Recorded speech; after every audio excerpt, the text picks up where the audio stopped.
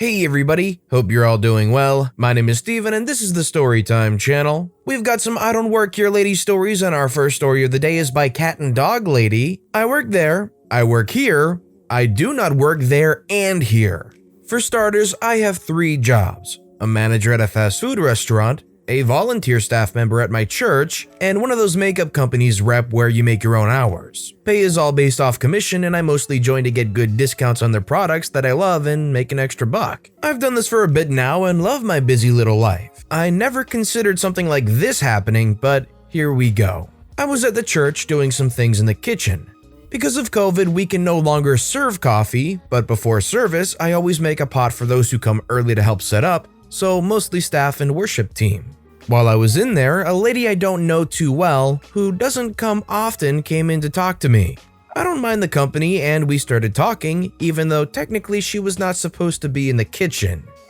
After the exchange of a few pleasantries is when it started. So you're a manager at X Burger, right? Yep, they're super great there working around my church schedule and giving me special days off for events. Alright, so I need you to make sure they make my burger right after service. I want no pickles and extra mayo, large combo with a Coke or Pepsi, whichever you have. I'll be by right after church, so have it ready for me, okay?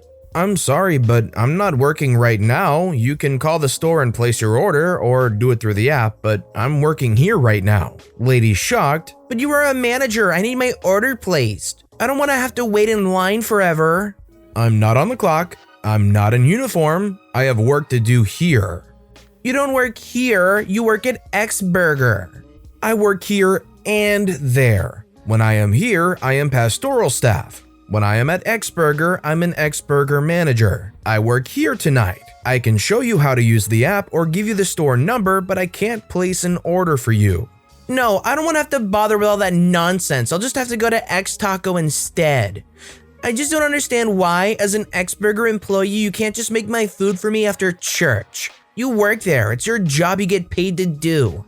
After that, she just left the kitchen, which I didn't have much time to think on because I had work to do. She refused to look at me until after service, when she pulled the head pastor aside and was saying something, shooting daggers at me. I paid it no mind. Again, I had work to do and I didn't want to assume she was talking about me. Whatever she has to say to Pastor is none of my business. Just before she left, she came up to me, gave me the most fake smile I've ever seen and said she was sorry for bugging me when I had so much important work to be doing and that I should have told her I had work to do. She still rarely comes and acts like nothing ever happened. Pastor never told me what was said, but made a big point to tell me that I was doing a great job that night. Can you guys let me know in the comments down below if you would even have the patience to deal with this kind of a person? From what it sounds like the pastor framed things in the right way for the lady to understand that she can't be mad that they didn't drop everything they're doing at the church to help them with an X Burger order. It's like if you went to the store and you found your mailman had an extra job as a cashier and you started asking them if they could have the post office do X or Y. It's like, well, no, even if they did even run the post office that they worked at, they're not going to just start doing some weird managerial stuff from their side job. It comes off weirdly entitled. Our next story is by thoughtsofkimlan. You're wearing a red shirt, you know where the Oreos are. I recently moved to a new city to live with a relative for a while. Until I can find a solid, good job that'll actually pay me what I'm worth, I've been doing food delivery and grocery pickup. This happened last night around 8:30 p.m. I was taking a quick 30-minute break from driving to use the restroom, get some water, a snack, and pick up some things that were needed at my cousin's house since she's not charging me rent. I decided on the Red Bullseye store because they had everything I was looking for. I was browsing the small home appliance section looking for a pitcher that filters water so you can use fewer water bottles. I just found the perfect one when I hear someone yelling. I have anxiety, so I'm always consciously looking and listening to make sure I can get away in an intense or dangerous situation. Thankfully, the yelling was less angry and more pure excitement. A little kid between 3 and 6, I'm horrible at ages, ran up to me. The little kid said, "Where are the Oreos?" I said, "I'm sorry, I don't know." Little kid is visibly confused. "But you're wearing a red shirt, why don't you know where they are?" "Oh, I don't work here. My shirt is just red." I was also not wearing a name tag and I was wearing gray sweats and flip-flops. I guess he didn't know any better, but he wasn't rude, just a confused little kid. I scanned the floor to find an employee, but I couldn't see one. However, this kid seemed nice enough and I still had ample time on my break, so I decided to help him hunt down the Oreos. He must not have been able to read because we were already near the snack section as the sign said. The little kid said, "My big sister's not feeling good, we're getting Oreos to cheer her up." I said, "That's nice of you. Who brought you to the store?" The little kid said, "My mom. She's at returns getting us a new toaster oven because the other one doesn't work." After finding the actual package of Oreos, he requested double stuff so his sister would be double happy. I walked the little kid back towards the front. His mother was still standing at customer service and looked confused that her son was with me. The little kid said, "I got the Oreos. The nice lady helped me, but she doesn't work here. She said her shirt is just red." The mother looks embarrassed and says, "Oh, I must not have told you to look at a name tag too. Make sure you tell her thank you." The little kid said, "If there wasn't a coronavirus, I would give you a high five." An actual employee said, "Tired mother, would you like to ring that up here?" I said, "No, I'll pay for them." The tired mother said, "You can't, that's too much trouble." I said, "It's okay, ma'am. I hope your daughter feels better." I didn't feel like $4 was too much to spend on a little kid that had made me laugh. Quarantine has been kind of hard on me, so having a marginally humorous experience like this made me smile a lot. I normally work with kids, so this lifted my spirits a little. Sorry if it wasn't drama-filled like every other post in the sub. That's a really cute story, but also I kind of pictured myself in the situation, and as a guy, with the way things are, I don't know if I would want to spend too much time trying to help this random kid just because how it looks to outside people, which I don't know if that's me overthinking or if that's just unfortunately the world we live in. I don't know, maybe I could use some more perspective on this. Our next story is by TCBinTN. I don't work here, I live here. In 2006, I found a great deal on a house on a local golf course. People bought it, lost their jobs, and the bank took it back.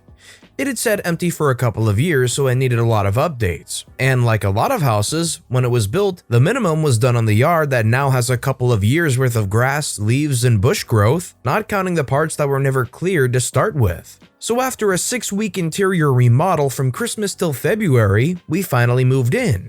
As the weather warmed up in mid-March, I started working on the backyard. I was working with an axe, chainsaw, machete, and other similar tools to clean up the mess.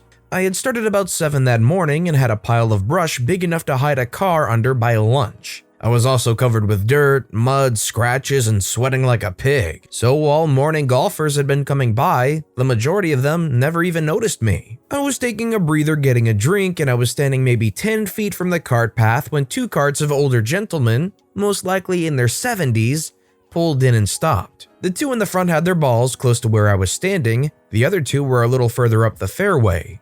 As I am standing there watching, one of the older guys starts up a conversation. "Looks like you've done a lot of work today." I smiled and told him that, yes, I have made progress, but had a lot of work left to do. He got off his cart and got a beer out of the cooler on the back and asked me, "How do the folks you work for treat you?" I laughed and told him, "They're a bunch of a-holes." He laughed and brought me a beer out of the cooler too. Nice old guy, his name was Robert. It got to be a routine over the next month. Every Saturday when I was out working doing the landscaping, I would see them and they always talked to me. Well, one Wednesday in about the middle of May, I got off work and came home. I actually teach for a living and I just grabbed a clean t-shirt and a pair of khaki shorts and hopped on the mower. I was about done when Robert and his friends came by. I pulled over by the cart path to say hi and they stopped. Robert took a look at me and realized I actually lived here, didn't really work here. "So this is your place?" I laughed and said, "Yes, sir." I don't guess many people who lived on the golf course did their own underbrushing and landscaping. To be fair, a lot of people that live in those nice golf course style houses probably don't do their own landscaping. They probably got the money to pay for landscapers and underbrushers and whatever exterior housework they need done. But it's really charming to hear how every week when they had this landscaping work, they always had something to look forward to and always had these conversations with this golfer that would always just stroll up and have a friendly little chat, share a beer, a quick little laugh, and then both head back onto what they were doing. This next story is by BunAlert. "I just want to eat my lunch, sir. Please let me leave." I'm at the grocery store grabbing lunch on my break. It's pretty busy, so I have to wait in line for the self-checkout. 2 spots next to each other open up, so I start scanning my items while the guy behind me in line walks up to the register on my right and states to no one in particular, "Yeah, I'm gonna need an over 21. I figure he's trying to get the attention of the service desk, which is 5 feet to my left, but as I'm paying for my items, I can feel his eyes on me. I gather up my items, and just as I'm turning to leave, this dude clears his throat and sidesteps towards me, penning me in between him and my register. Hello? I need you to call someone to check my ID. He lifts up a case of beer. I'm wearing jeans and a sweaty undershirt, holding a sushi roll, bag of hot Cheetos, and my car keys. Literally directly behind me is a service desk where a woman is wearing a store polo, red apron, name tag, and a lanyard. When I tell him I don't work there, and apologize for some reason of course, he huffily says, "Well, you're holding keys, so I thought you were an employee." My coworkers are mostly older women, and when I got back and told them, they said I should be flattered that he mistook me for a teenager and that one day I would miss that kind of attention. I highly doubt it. To be fair, the reaction from the coworkers sounds a little bit more like they don't get enough attention in their lives, and that they're kind of jealous because somebody gave them attention just regardless. I could be wrong, but that's just kind of the vibe I'm getting from that. I know personally I would never miss that kind of attention. This next story is by blah blah blah 688. I'm not that tall. My husband and I went to a big chain store that starts with wall.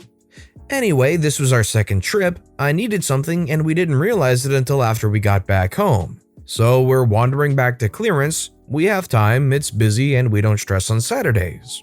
Walking by this lady who looks a little helpless, no employees around, my husband is distracted by makeup ads, he's a graphic designer and an installer of signs, so he critiques everything sign related. I don't think he even noticed I walked away. I go up to the lady. "Excuse me, do you need some help?" The lady says, "Oh yeah, could you get that?" Points to an almost empty taller shelf. "Please?" I say absolutely. Now, I'm of normal female height, 5'5". Typically, my normal male height husband gets those kinds of things for me, but I'm independent and stubborn. I got up on my tippy toes and battled at that thing until I managed to grasp it and handed it to the lady. I should also mention I'm wearing a shirt with a skull on it, leggings, and a mask that said, "Not today." The lady said, "Oh, thank you so much. Do you work here?" Me, overly cheery, "Nope, just saw someone in need. Have a good day." I waved and walked back to my husband, who teased me. We got our forgotten item and left the store. Well, I sure would hope that somebody wearing a shirt with a skull on it and a mask that said, "Not today," wouldn't be working at the store, because that would be a shock. Although I don't know if it would truly be a bad thing or not. Either way, the story was wholesome. This next story is by luck of To Draw 34. I'm not a pharmacist. So I went to urgent care this morning and found out I had a UTI. Because of my allergies and my pregnancy, they had a hard time finding an antibiotic that was safe for me to take. The joys of being me. Finally found one that won't cause a reaction or hurt the baby, so they sent an RX to my pharmacy and I went to pick it up. The pharmacy has been short-staffed because of insert global reason here. As such, there was one lady trying to take calls and run orders and work the drive-thru thing by herself. It's cool, I'm not in a rush. She's communicating to everyone, on the phone, in person, and in drive-thru, that she's short-staffed and will be with them as soon as she can. Everyone understands. Except the lady in the drive-thru. Yeah, it's a bit of a wait, but it's literally one person trying to do everything. Lady in the drive-thru starts laying on her horn continuously, screaming at the pharmacist just trying to do her job. Now, from where the lady is positioned in her car, I can see how she wouldn't be able to see where the plastic partition ended and the waiting area began. I mean, it's see-through plastic, so she legit might not have seen it and thought she was still looking at the register side of the pharmacy.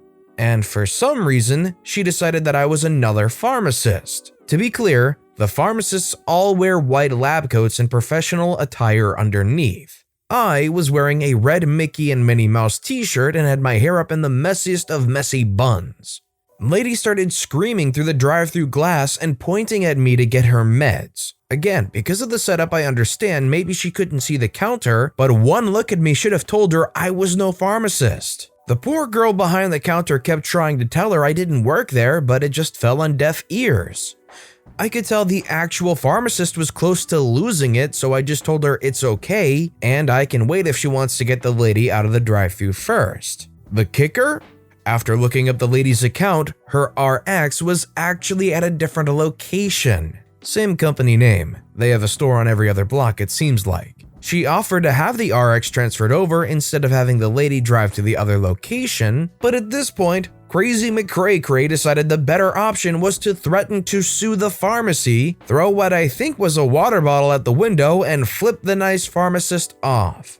Well, okay then. Not satisfied with her a-hole act, she kept pointing at me, screaming at the top of her lungs and threatening to get me fired. Good luck with that, before driving off, wheels screeching. The pharmacist kept apologizing, but I just brushed it off and told her not to worry about it. No harm done. Got my meds, went home, and started my antibiotics. That was my morning. Joy. I definitely feel bad for the pharmacist who's only just trying to fulfill their job as best as they possibly can. I feel like no matter what you did, with how Crazy McCray was acting, I don't think you ever would have properly have pleased her. And our final story of the day is by Complacent Violinist.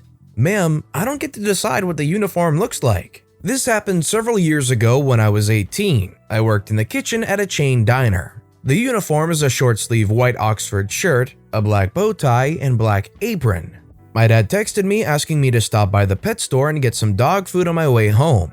No problem. I go inside, in my uniform, name tag, my hair in a very tight bun still in a hairnet. I'm looking at the dog food trying to find the right brand. A woman comes down the aisle and asks me, "Where is the organic dog food?"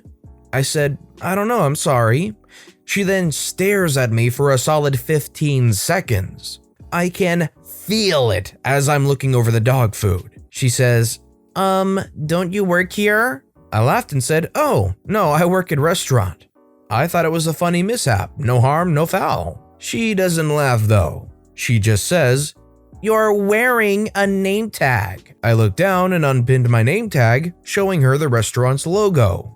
"Yeah, sorry, just got off work." She is like really boiling under the surface. "Well, maybe you shouldn't wear such confusing clothes." I didn't know what to say, so I just picked up my dog food and went to the counter. I overheard her complaining to the next cashier over about me. The cashier didn't know what to say either. I left before she talked to anyone else. Her seething anger was beyond confusing. I don't know what you could have done either. Like, what can you do? You just got off work, so you're in your work uniform and you needed some stuff from the pet store. The Karen type lady needs to check her ego and just accept that it was a mishap. Like OP said, no harm, no foul. But with that being said, that's all the time we have for today. So if you have a favorite story of the day, let me know which one and why in the comments down below. If you enjoyed the video, please consider giving it a like and subscribe if you haven't, and turn on notifications so you'll never miss an upcoming video from the Storytime channel. Every little thing that you do helps the channel grow that much more, so no matter what you did, thank you for supporting me right here on the Storytime channel. I hope you all have a wonderful day, and I'll see you all next time right here.